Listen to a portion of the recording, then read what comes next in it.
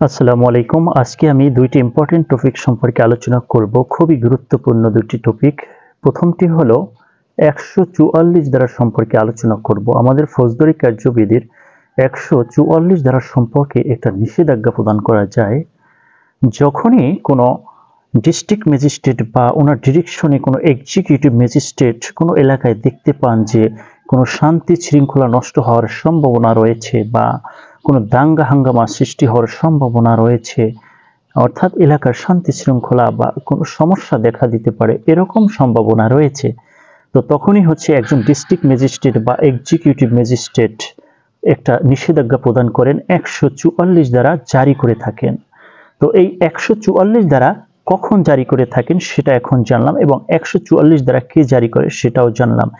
এবার আমরা জানবো যে ১৪৪ দ্বারা যদি কেউ ভঙ্গ করে ফেলে বা ১৪৪ দ্বারার নিষেধাজ্ঞা সেটা না মেনে কেউ যদি ওই নির্দিষ্ট এলাকায় প্রবেশ করে ফেলে, তো সেক্ষেত্রে তার কি শাস্তি হতে পারে, তার জন্য কি আইনের শাস্তির ব্যবস্থা রয়েছে। তো সেক্ষেত্রে আমি বলবো যে কেউ যদি আমাদের ফৌজদারি কার্যবিধির ১৪৪ ধারার আদেশ নিষেধাজ্ঞা যদি অমান্য করে, তখন তার সর্বোচ্চ ২ বছরের কারাদণ্ড হতে পারে এবং তার জরিমানা হতে পারে, অর্থাৎ অর্থদণ্ড হতে পারে, অথবা উভয় দণ্ডও দিতে পারে, জরিমানাও করতে পারে অথবা শাস্তিও দিতে পারে। এখানে সর্বোচ্চ শাস্তি ২ বছর কারাদণ্ড, কিন্তু এখানে বিচারক চাইলে এটার কমিয়েও দিতে পারে, ১ বছর বা ৬ মাস বা ২ মাস। এটা অপরাধ অনুসারে, কিভাবে উনি অপরাধটা করেছেন সেই অনুসারে উনি শাস্তি পেয়ে থাকবেন।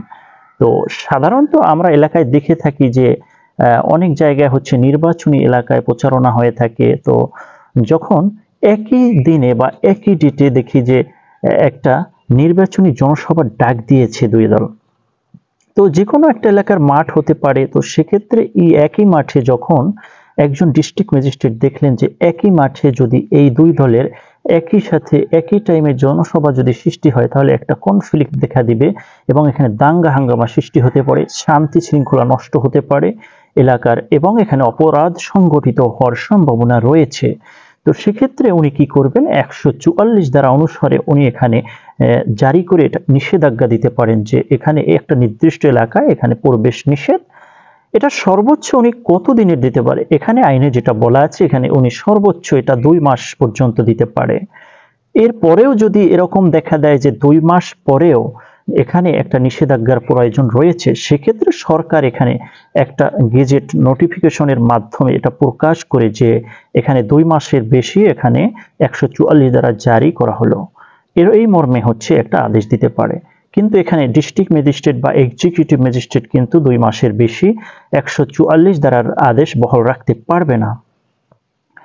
তো এবারে আসেন, যদি আমরা অনেক সময় দেখে থাকি এলাকায় আমাদের নির্বাচনী প্রচারণা হয় বা এখানে দুই দলের ভিতরে কনফ্লিক্ট দেখা দেয়, অনেক নেতা আছে যে এতটাই জনগণের কাছে জনপ্রিয় হয়ে উঠেছে যে ১৪৪ দ্বারা তো দূরের কথা, এর থেকে বড় ধরনের যদি কোনো আইনি নিষেধাজ্ঞা দেওয়া হয় সেটা অমান্য করে তাকে নিয়ে মিছিল মিটিংয়ে তারা শুরু করে দেয়, অর্থাৎ তাকে ভালোবাসে বেশি, এজন্য এরকম করে থাকে। তো সেক্ষেত্রে এটা কি হতে পারে এখানে, তো যখনই এরকম হতে পারে তাহলে আমাদের যে ইলেকশন কমিশন আছে সেক্ষেত্রে একজন প্রার্থিতা কিন্তু বাতিল করে দিতে পারে। তো যখনই এরকম একজন প্রার্থিতা বাতিল হয়ে যাবে, বাতিল করে ফেলবে, আদেশটি দিয়ে দিবে, সেক্ষেত্রে পুনরায় কিভাবে উক্ত ব্যক্তি ওই প্রার্থিতা ফিরে পেতে পারেন এবং কোন প্রসেসে, কোন পদ্ধতিতে, আইনে কি এখানে পরামর্শ আছে সে সম্পর্কে এখন আলোচনা করব। প্রথমে আসি, যখনই এরকম একজন প্রার্থিতা বাতিল করে ফেলবে, উনি যেটা করতে পারেন, আমাদের সুপ্রিম কোর্টের হাইকোর্ট ডিভিশনে একটা রিট পিটিশন দায়ের করতে পারেন। উনি এই রিট পিটিশনের মাধ্যমে এখানে একটা চূড়ান্ত শুনানি হবে, এখানে সম্পূর্ণ বিষয়টা আমাদের সুপ্রিম কোর্টের জাস্টিসরা শুনবেন। শোনার পরে যদি ওনাদের কাছে মনে হয় যে আসলে এখানে ওনার প্রার্থিতা বাতিল যে করেছে সেটা অযৌক্তিক, তাহলে ওনারা কি করবেন, তার প্রার্থিতা পূর্ণ বহাল রাখবেন এবং এটাকে তার প্রার্থিতা বাতিল যেটা করেছে সাদেশটি এখন বাতিল করে তার প্রার্থিতা ফিরিয়ে দিবেন।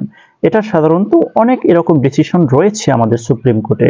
আমরা অনেক সময় শুনে থাকি, অনেক সময় দেখেছি যে অনেক প্রার্থিতা বাতিল করার পরেও উনি পুনরায় হচ্ছে রিট পিটিশন দায়ের করার মাধ্যমে সুপ্রিম কোর্টে এখানে তার এই প্রার্থিতা ফিরে পেয়েছেন এবং সে পুনরায় নির্বাচন করতে পেরেছেন।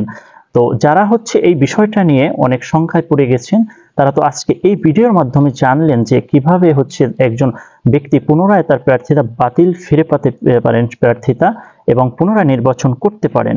তো যদি ভিডিওটি ভালো লেগে থাকে অবশ্যই শেয়ার করে দিবেন এবং চ্যানেলটি সাবস্ক্রাইব করতে ভুলবেন না। ধন্যবাদ।